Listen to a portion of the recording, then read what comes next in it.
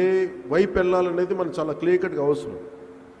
అది వ్యక్తిగా కావచ్చు, సమాజానికైనా కావచ్చు. నారా చంద్రబాబు నాయుడు గారు 90s నేను హైదరాబాద్కి షిఫ్ట్ అయినప్పుడు, ఆయన ముఖ్యమంత్రిగా అయ్యి కొన్ని సంవత్సరాలు అయిన తర్వాత రోడ్ల మీద వెళ్తున్నప్పుడల్లా మాకు 2020 విజన్ స్టేట్మెంట్ అనేది ఎప్పుడు ఉండేది.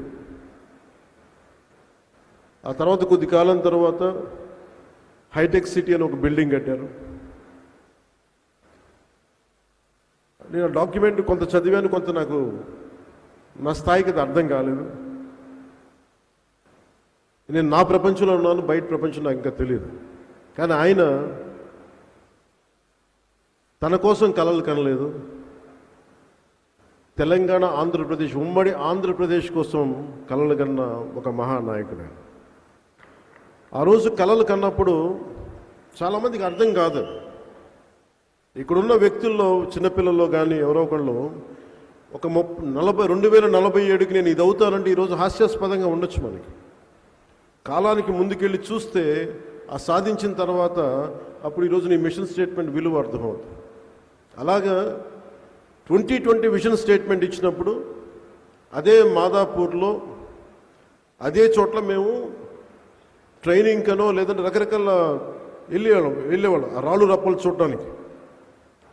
మేమందరూ రాళ్ళు రప్పల్ని చూస్తే ఆయన ఒక సైబర్ సిటీని చూశారు, ఇంకొక నగరాన్ని దర్శించారు. సరికొత్త నగరాన్ని చూడటం అంటే ఏంటంటే, ఒక నగరాన్ని నిర్మించిన వ్యక్తికి డబ్బులు రావు, గుర్తింపు రాదు.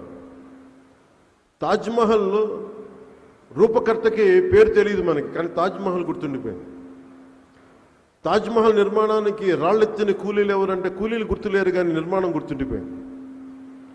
ఈ రోజున అన్ని లక్షల మందికి ఉపాధి కల్పించే సైబరాబాద్ కానీ, ఆ వచ్చిన బిల్డింగ్స్ కానీ, ఉపాధి అవకాశాలు కానీ, దాని రూపకర్త, దాని శిల్పి, దాని చీఫ్ ఆర్కిటెక్ట్ శ్రీ నారా చంద్రబాబు నాయుడు గారు. నేను 2014 నుంచి రాష్ట్ర విభజన జరిగినప్పటి నుంచి నేను ఎందుకు ఆయన ముఖ్యమంత్రిగా ఉండాలని కోరుకున్నానంటే, పాలిటిక్స్లో సహజంగా రాగానే ప్రతి ఒక్కరికి ఒక స్వార్థం ఉంటుంది. నేనేదో అయిపోవాలని. నేనేదో అయిపోవాలని నేను కళ్ళగనలా. మీరేదో అయిపోవాలి, ప్రజలంతా ఏదో అయిపోవాలని కళ్ళగనలా. ఆ కళలకి సరైన సారథ్యం వహించే వ్యక్తి ఎవరు, ఆ దిశగా తీసుకెళ్లే వ్యక్తి ఎవరు, నాకు ఆయన తప్ప ఇంకెవరు కనిపించలేదు. 2014లో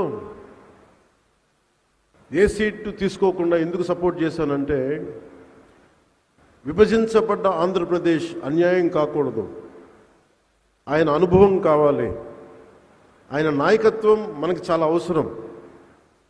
అందుకే నేను చేసింది ఈరోజు 2024లో కూడా మేమందరం వెన్నంటే ఉండి ప్రధానమంత్రి నరేంద్ర మోదీ గారి నాయకత్వంలో ఎన్డీఏ కూటమిలో చేరి ఈ రోజున 151 ఎమ్మెల్యే సీట్లుగా 164 అసెంబ్లీ సీట్లు కానీ 21 పార్లమెంట్లు కానీ సాధించామంటే, కలిసి కట్టుగా ఉంటే ఎలాంటిది ప్రజలకు నిలబడగలమని చిన్నప్పుడు పాఠంలో చదువుకున్నాం.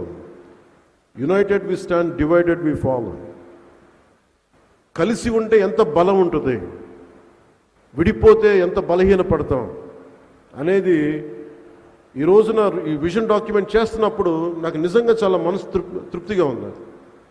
ఇన్ని కోట్ల మంది ప్రజలకి బలోపేతం ఇవ్వడానికి, బలం ఇవ్వడానికి, ఆర్థిక వ్యవస్థని బలోపేతం చేయడానికి ఇది దోహదపడినందుకు మనస్ఫూర్తిగా నాకు చాలా ఆనందంగా ఉంది.